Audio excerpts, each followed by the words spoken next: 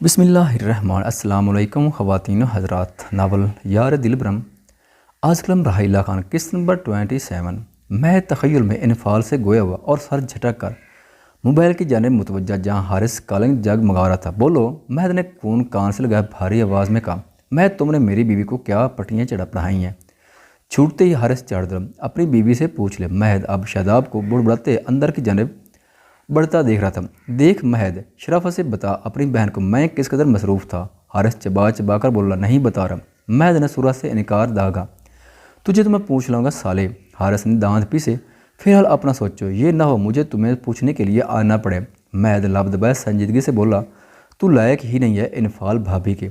حارث بگڑا، تیری بھابھی کے لیے لائق اور نالائق میں ہی ہوں۔ تم اپنی فکر کرو کہ ندا بھابھی کے لیے لائق نہیں رہے گا۔ کانسٹیبل سے میل ملاپ بڑھا رہے تھے۔ مہد نے گویا سلگایا، شاطر انسان اپنا کام نکلا کر اب تو مجھے گھر سے در بدر کروائے گا۔ حارث نے دہائی دی، او احساس ہے مجھے تمہارا، صرف دماغ سیٹ کرواؤں گا۔ دوسرے کا سیٹ کرتے کرتے پولیس والے اپنا ذہنی توازن کھو دیتے ہیں کہ بھول جاتے گھر کوئی معصوم سی بیوی بھی موجود ہے۔ بس اس کا احساس دلانا ہے، زیادہ کچھ نہیں۔ مہد گمبھیر آواز میں بولا، تم؟ حارث نے کچھ کہنا چاہ کے مہد بات کاٹ گیا، تم بھابھی کو بناؤ، مجھے بعد میں سوری بول دینا۔ مہد نے حارث کی سننے سے پہلے کی کال کاٹ دی۔ ندا جان یار بات سنو۔ حارث نے ندا کو پکارا جو صوفے پر بیٹھی رونے کا شغل فرما رہی تھی۔ میں اس مہد کے پریشر میں تھا، ایک ملزم کو پکڑنے میں۔ حارث نے بتانا چاہا، بس میرے بھائی کا نام مت لیں آپ۔ حارث، وہ آپ پر کیوں پریشر ڈالے گا؟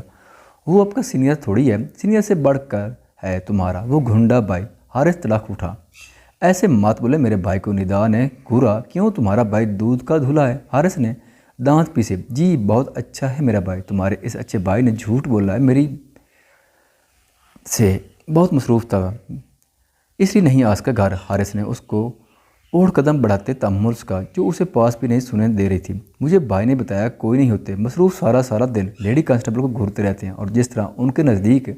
ندا بھرائی آواز میں بولی، اللہ پوچھے تجھے ماہد۔ حارث نے اپنے بال مٹھی میں دبوچ کر مہد کو کوسا۔ 2 دن پہلے جب مہد حارث کے آفس گیا تب لیڈی کانسٹیبل کو اس کے بے حد نزدیک دیکھا تھا، جو اپنی جگہ سے لڑ کھڑا کر گرنے لگی تھی، جسے حارث نے بر وقت گرنے سے بچایا تھا۔ تبھی مہد نے انٹری ماری تھی اور ان کو دیکھ کر ابرو اچکا کر حارث کو دیکھا تھا، جس پر حارث نے گڑبڑا کر اسے چھوڑا کہ وہ جو ابھی کھڑی نہ ہو پائی تھی۔ دھڑام سے کمر کے بل فرش پر گری تھی۔ اس کے بعد کہیں ریڈ پر جانا پڑ گیا جس کی بنا پر حارث گھر نہ جا پایا تھا۔ اسی بات کو مہد نے ندا کے گوش گوار کر کے حارث کو اچھا ذلیل کروایا تھا۔ مہد سے کہاں برداشت تھا کہ حارث اس کی بہن کے علاوہ کسی کو بھی دیکھے، کجا کے گرنے سے بچانا تو دور کی بات ہے۔ ندا جانو یار، میں سچ کرو، میرا اعتبار کرو، یہاں آؤ اور آرام سے میری بات سنو۔ وہ ندا کو پکڑ کر اپنے بے حد نزدیک بٹھا چکا تھا اور ساری بات بتانے لگا۔ جبکہ حارث کی بات سن کر ندا نے اسے دیکھا، آپ سچ بول رہے ہیں؟ بالکل سچ میری جان، اب ادھر ہو میرے پاس، بہت وقت ضائع کر دیا ہے تم نے۔ حارث شکر کا کلمہ پڑھتا ندا کو خود سے قریب تر کرتا اس کی ذات میں گم ہوتا چلا گیا تھا۔ شاداب، یہ شاداب ہے نا؟ سب سے پہلے فلک کی نظر پڑی، تب پہلے سرگوشی اور پھر حیرت کے مارے اونچی آواز سے بولی۔ اس کے اس طرح کہنے پر سب نے مڑ کر دیکھا، جہاں شاداب بھیگا ہوا پھٹی قمیض میں سرخ چہرہ لیے لب بھینچے کھڑا تھا۔ اس کی حالت دیکھ کر سب کو جھٹکا سا لگا تھا۔ حیرت کے مارے وہ سب اپنی نشستوں سے اٹھ کھڑے ہوئے تھے، جبکہ رومانہ اپنے بھائی کی حالت دیکھ کر فوراً سے اس کی جانب لپکی۔ شاداب، کیا ہوا تمہیں؟ یہ سب کیسے؟ رومانہ اس کے کندھوں پر ہاتھ رکھے بھرائی آواز میں بولی، ہے میرا بچہ، میرا جگر شاداب، کیا ہوا تمہیں؟ ہوش میں آتی سعدیہ بیگم اس کی جانب بڑھی، مورے کچھ نہیں ہوا۔ شاداب نے لب بھین کر ماں کو تسلی دینا چاہیے، جبکہ اس کو یوں دیکھ کر سب کے ارد گرد جمع ہوتے پریشان نظر سے دیکھ رہے تھے۔ بومر کہیں بومر کا دیدار تو نہیں ہوا؟ بدر ہنک بولا، اس کا تکا صحیح لگ جانے پر شاداب نے ہاں میں سر ہلایا۔ اس کتے کے بچے، کتے کے جسے بال بچاؤ۔ شاداب نے دانت پیس کر کہا، تم بومر کے پاس کیا کرنے گئے تھے؟ سمد نے پوچھا، جبکہ سعدیہ روتی اپنے بیٹے کا چہرہ چوم رہی تھی۔ میں اس کتے کے پاس کیوں جاؤں گا؟ وہ خود میرے پاس آیا تھا مجھے اپنا ڈنر بنانے۔ شاداب نے سمد کو دیکھ کر کہا اور اپنی بیتی ساری ردا سنا ڈالی، پہلی فرصت میں اس کتے کو باہر پھینکواتا ہوں۔ ارسلان خان نے اسے تسلی دیتے بولا، ماموں کیا آپ کا بیٹا آپ کی بات مان لے گا؟ شاداب نے غصے سے کہا، جبکہ ارسلان خان نظریں چلا کر رہ گئے۔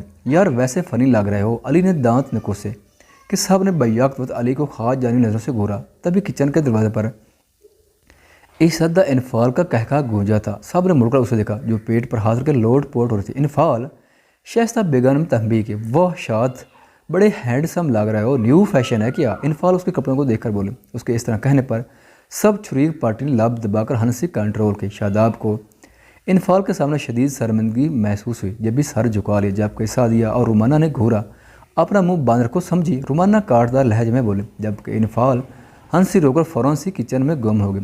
چلو بیٹا جاؤ چینج کر لو، پھر ڈنر کرتے ہیں۔ خانہ بی نے سب کو احساس دلوایا، جب بھی شاداب افنان کے ساتھ اس کے کمرے کی جانب چل دیا۔ وہ سب ڈنر کے لیے ڈرائنگ روم میں موجود اپنی اپنی نشستوں پر براجمات ہے۔ مہد کچھ دیر پہلے ہی واپس لوٹا تھا۔ شاداب کو ٹریلر دکھا کر وہ ویلی کے تہہ خانے گیا تھا۔ وہاں ملازمہ سے پوچھ گچھ کرنے اور بہت ساری باتیں اگلوانے کے بعد مہد نے اس کو فی الحال وہیں بند رکھنے کا حکم دیا تھا۔ وہ اتنی آسانی سے اس عورت کو معاف کرنے والا نہیں تھا جس نے اس کی عزت کو شاداب کے سامنے اس طرح دکھایا تھا کہ شاداب تو کیا کوئی بھی دیکھتا تو انفال کو حاصل کرنے اسے چھونے سے باز نہ رہتا۔ اس طرح اس کی بدولت شاداب نے انفال کے بارے کیا کوئی سوچا ہوگا اور اس کی نیت کیسی ہوگی۔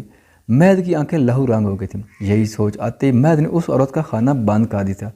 وہ اس عورت پر ہاتھ نہیں اٹھا سکتا جب بھی سوائے پانی کے باقی خوراک سے اسے محروم رہنے کا حکم دیتا واپس آیا تھا۔ مہد اپنے نشست پر براجمان ہوا ہی تھا کہ انفال ہاتھ میں باؤل تھامے اس کی جانب آئی۔ یہ اسپیشل ڈش فقط آپ کے لیے۔ انفال مہد کے آگے فرنی کا باؤل رکھتی چہکتی آواز میں بولی۔ اس کی آواز پر ڈائننگ ٹیبل پر موجود تمام افراد نے اسے دیکھا۔ وہیں شاداب نے مٹھیاں بھیجی، جبکہ رومانہ نے خونخوار نظر سے انفال کو گھورا۔ مہد نے انفال کو ایک نظر دے کر فرنی پر ڈالی جس کے اوپر سٹرابری اور ڈرائی فروٹ کے چھوٹے پیسز تھے، گارنش کی ہوئی تھی۔ وہ دیکھنے میں ہی اتنی یمی لگ رہی تھی کہ بدر، علی، افنان اور سمد نے للچائی نظروں سے دیکھا۔ اور ہمارے لیے؟ بدر نے انفال کو دیکھ کر پوچھا۔ آپ کے لیے نہیں ہے، صرف ان کے لیے۔ وہ مسکراہٹ دبائے بولی۔ اس کی بات پر وہ چاروں اپنا سا منہ لے کر بیٹھ گئے، جبکہ مہد کی جانچتی نظریں انفال پر مرکوز۔ وہ بار بار لب کچلتی اپنی مسکراہٹ روک رہی تھی۔ خوشی سے اس کا دل کا چہرہ چمک رہا تھا۔ میرا بالکل مان نہیں، کچھ سوچ کر مہد نے بھاری آواز میں کہہ کر انفال کو دیکھا جس کا چہرہ پھیکا پڑ چکا تھا، ہونٹوں سے مسکراہٹ سے مٹی تھی۔ کیسے نہیں بیٹا، ابھی تو آپ کا دل تھا، آپ کی بیوی نے بنائی، کھا کر بتائیں کیسی بنی ہے۔ ارم بیگم خوشی سے چور آواز میں بولے، کیونکہ وہ کچھ دیر پہلے انفال کی ڈش چکھ کر 10 میں سے 10 نمبر دے آئی تھی۔ جی آپ کھائیں نا، میں نے اتنی محنت سے بنائی ہے، انفال نے لگاؤ سے کہا، جبکہ مہد نے لب بھینچے۔ اس نے پھرتی سے باؤل اس کی جانب کھسکائی۔ سب کھانے سے ہاتھ روکے انہیں دیکھ رہے تھے۔ انفال نے پہلی بار مہد کے لیے کچھ بنایا تھا، اس لیے سب بےتابی سے اس کے الفاظ اور ایکسپریشن کے منتظر تھے کہ مہد اسلان خان اپنی بیوی کے ہاتھ کے ذائقے کی تعریف کرنے کے لیے کن الفاظ کا چناؤ کرتا ہے۔ خود پر سب کی نظریں محسوس کر کے مہد نے ایک ساتھ نگاہ تمام نفوس پر ڈال کر بھوئیں اسکائیں، گویا وجہ جاننی چاہیے۔ اس کے یوں دیکھنے پر وہ سب گڑبڑا کر کھانے کی طرف متوجہ ہوئے تھے، جبکہ گاہے بگاہے چور نظروں سے اسے دیکھ رہے تھے۔ مہد نے سپاٹ نظریں اپنے سامنے پڑی ڈش پر ڈالی اور کٹیلی نظروں سے انفال کو دیکھ کر فرنی کا چمچ بھر کر منہ میں رکھا۔ یک لخت اسے لگا جیسے نمک سے بھرا چمچ منہ میں ڈالی، اس کے منہ کا سارا ذائقہ جاتا رہا تھا۔ انفال نے نمک کا پورا ڈبہ اس میں انڈیل دیا تھا۔ مہد کا شک یقین میں بدلا تھا کہ ایک دم پیشانی پر بے شمار بال پڑے، چہرے کا رنگ سرخ ہوا تھا۔ اس نے کھا جانے والی نگاہوں سے انفال کو گھورا جو لبوں پر دل چلا دینے والی مسکراہٹ سمجھ بیٹھی شرارتی نظر سے اسے ہی دیکھ رہی تھی، جانے انجانے میں وہ سوئے شیر کو پھر سے جگا چکی تھی۔ مہد نے اسے دیکھتے گھونٹ بھر کر نمک کا گہرا محلول حلق سے اتارا اور سورج سے چہرے پر نرم تاثرات جمائے۔ وہ اسے مقناطیسی نگاہوں سے انفال کو دیکھا دوبارہ سے فرنی کا چمچ بھر کر اس میں رکھ چکا تھا۔ اس کے چہرے پر تھوڑی دیر پہلے کی سختی جاتی رہی تھی۔ وہ بڑے شوق سے فرنی کھا رہا تھا۔ اس کو یوں کھاتے دیکھ انفال کا منہ کھل گیا تھا، جبکہ باقی سب بھی ہاتھ روک کر مہد کو تاڑ رہے تھے۔ اگر آپ سب مجھ سے یہ توقع کر رہے ہیں کہ میں آپ کے سامنے اپنی بیوی کی تعریف کروں گا تو ایسا ہرگز نہیں ہے۔ تعریف میں ان کی اکیلے میں ہی کروں گا، اس لیے مجھے گھورنے کی بجائے اپنے کھانے پر توجہ دیں۔ مہد نے ٹھہرے ہوئے لہجے میں کہہ کر سب کو سٹپ ٹانے پر مجبور کر دیا، جبکہ اب انفال کو اپنی سنگین غلطی کا احساس ہوا۔ آنے والے لمحات کا سوچ کر ہی اس کے جسم میں فریری سی دوڑ گئی۔ اس سے پہلے کہ انفال اٹھتی، سورہ سے اس کی نازک کلائی مہد کی چوڑی ہتھیلی میں قید ہوئی تھی۔ مہد کے لمس اس قدر تپش سموئے ہوئے تھے کہ انفال کو اپنی کلائی جھلستی محسوس ہوئی تھی۔ اس کی چوڑی ہتھیلی سے نکلتی حدت انفال کی کلائی سے پورے جسم میں سرایت کر گئی تھی کہ یک لخت اس کا چہرہ سرخ ہوا تھا۔ چھوڑیں، وہ سرگوشی میں دبے دبے لہجے میں بولی، خواہ اسے۔ مہد نے اس کی مزاحمت نظر انداز کی فرنی اس کی جانب کھسکائے۔ شاداب اور رومانہ کی حسد اور جلن سے لبریز نگاہیں ان پر تھیں، جبکہ باقی سب مسکراتی نظروں سے ان کو دیکھ رہے تھے۔ مجھے نہیں کھانی، تم نے بنائی ہے، تمہیں اکیلا کھاتا اچھا نہیں لگا، میرے ساتھ کھاؤ۔ ویسے بھی میں نے سنا ہے میاں بیوی کا ایک ہی برتن میں کھانے سے پیار بڑھتا ہے۔ مہد اپنی گرے سرخ آنکھیں اس کے دلکش چہرے پر ڈالے اپنے لفظوں پر زور دیتے بولا۔ باقی سب ان کی نظر اس جانب سے انجان بنے ہوئے تھے۔ انفال کو اس کی آنکھوں میں واضح وارننگ دیکھ رہی تھی۔ تبھی چاہو نچار ایک نظر صاحب پر ڈل کر کپ کپاتی انگلیوں سے چمچ تھام کر زور سے آنکھیں مچے اپنے منہ میں ڈالا۔ انفال نے ایک آنکھ کھول کر مہد کو دیکھا جو ہنوز اسے ہی دیکھ رہا تھا۔ اس نے جلدی سے گھونٹ پڑا۔ نمک کا ذائقہ منہ میں گھلنے سے اسے وومٹنگ فیل ہو رہی تھی۔ بجلی کی تیز سے جلدی سے پاس پڑا جوس کا گلاس لبوں سے لگایا۔ بس وہ لڑکتی آواز میں نہیں اور کھاؤ، کم از کم اتنی جتنی میں نے کھائی ہے۔ مہد لب بھنچے سرد آواز میں بولا۔ انفال روانسی وہ اپنے کارنامہ کا کسی کو بتا بھی نہیں سکتی، اگر بتاتی تو سب کے سامنے شرمندگی اور بےغیرتی اور بے عزتی کا ٹکڑا سر پر جانا پڑتا ہے، اور یہ کھا بھی نہیں سکتی تھی اور نہ ہی یہاں سے بھاگ سکتی، کیونکہ اس کی کلائی پر مہد کی گرفت تھی۔ اس نے مہد کو دیکھ کر نام میں گردن ہلائی۔ تبھی مہد نے چمچ اس کی جانب بڑھایا۔ منہ کھولو۔ اس کو لب بھینتے دیکھ مہد روبدار آواز میں بولا، ہمیں دے دو بھائی، آپ دونوں اکیلے کھانے میں لگے ہو، ہم بھی تو چکے کیسے بنی ہے جس کی تعریف آپ ہمارے سامنے نہیں کر سکتے۔ بدر نے ان کو دیکھ کر کہا، نہیں یہ صرف میری بیوی کھائے گی، تم پھر کبھی کھا لینا۔ مہد انفال کی آنکھوں میں دیکھ لبوں پر تبسم فلائے نرمے سے گویا۔ تبھی اپنے کلائی پر جھٹکا محسوس کر انفال نے آنسو بھری آنکھوں سے مہد کو ملتجی دیکھ کر منہ وا کیا۔ مہد نے اس کو 5-6 چمچ کھلا کر دام لیا۔ آج رات اپنے کیے کا حساب دینے کے لیے تیار رہنا۔ مہد اس کی جانب ہلکا سا جھک کر سرگوشی میں بول کر اپنی جگہ سے اٹھا، جبکہ انفال کو اپنے جسم سے جان نکلتی محسوس ہوئی۔ اسے سخت گھبراہٹ نے آن گھیرا تھا۔ ڈنر کے بعد چائے کا دور چلا تھا۔ مہد کو نہ پا کر انفال کچھ حد تک نارمل ہو گئی تھی۔ جبھی چھوٹی حویلی کے مکینوں نے جانے کی اجازت چاہی اور اپنی جگہوں سے اٹھ کھڑے ہوئے۔ بڑے پاپا مجھے بھی نانو کے ساتھ جانا ہے، میری بھائی کی شادی ہے، میرا وہاں ہونا ضروری ہے۔ انفال مہد کے تیوروں سے گھبرائی ہوئی تھی کہ موقع پا کر ارسلان خان سے مخاطب ہوئے۔ جبھی اس کے عین پیچھے مہد آ کر کھڑا ہوا جس سے انفال انجان تھی۔ وہ انفال کی بات سن چکا تھا۔ لمحے میں اس کی پیشانی پر بال پڑے تھے۔ یہ آج کے دن وہ تیسری غلطی کر چکی تھی۔ پہلی سب کے بیچ خود سے لاپرواہ ہو کر بیٹھنا، دوسری سویٹ ڈش کی بجائے سالٹ ڈش، اور تیسری اس حویلی میں جانے کی جہاں مہد نے سختی سے منع کر رکھا تھا۔ ہاں انفی جلا دیں، تم تو ضرور چلو گی، علی نے بھی ٹکڑا لگایا، جبکہ مہد نے تنہ نکوش سے اسے دیکھا تھا کہ انفال کے پیچھے مہد کو جلاد کے روپ میں دیکھ کر علی نے حلق تار کرتے نام محسوس طریقے سے رخ بدلا۔ بیٹا آپ مہد سے پوچھیں، اگر وہ اجازت دے دیتا تو ہمیں کوئی اعتراض نہیں۔ ارسلان خان نے صلح جوب میں بات کی، انفال نہیں جائے گی۔ ماں انفال کے اجازت لینے سے پہلے مہد کی گھمبیر آواز گونجی تھی کہ انفال نے جھٹکے سے مڑ کر پیچھے دیکھا جو آنکھوں میں آنچ سی لپک لیے کھڑا تھا۔ ادھر بھی اس کے دیور اور نندوں کی شادی ہے۔ مہد نے ارسلان خان کی جانب دیکھ کر کہا کہ ارسلان خان اپنے سر پھرے بیٹے کو فقط گھور کر رہ گئے۔ جی ادھر اتنے سارے لوگ بھی تو موجود ہیں، مجھے اپنے بھائی کی جانب سے شریک ہونا ہے۔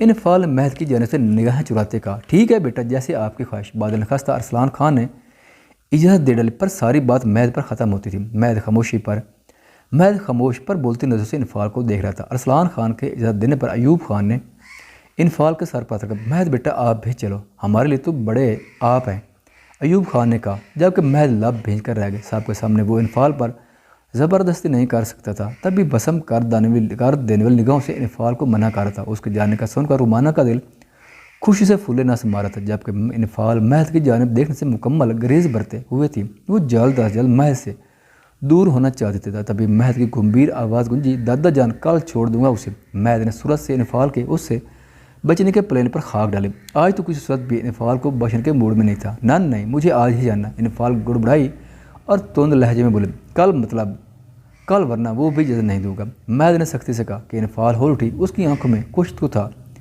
کہ انفال دوبارہ اصرار کرنے کی گستاخی سرزد ہونے کے ڈر سے لب بھیج کر رہ گئے۔ مہد بفرا شیر بنا اپنے روم میں یہاں سے وہاں چکر کاٹ رہا تھا۔ رات کے 11 بج گئے تھے اور انفال ابھی تک کمرے میں نہیں آئی تھی۔ یہ انتظار اس کی برداشت سے باہر ہو رہا تھا۔ تبھی اس نے فون اٹھا کر روشانیہ کو کال کی، جی بھائی انفال آپ کے کمرے میں ہے، جی اسے بھیجو فوراً۔ مہد سخت آواز میں بولا، وہ بھابھی تو سو رہی ہے۔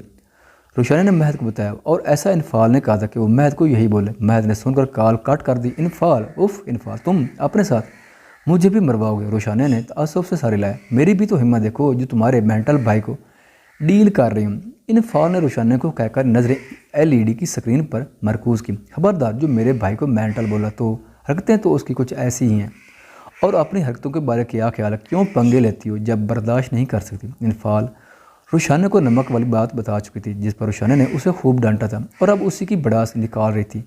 اسے غم کھایا جا رہا کہ اس کے بھائی نے نمک والی فرنی کھائی اور کسی کو بتایا بھی نہیں۔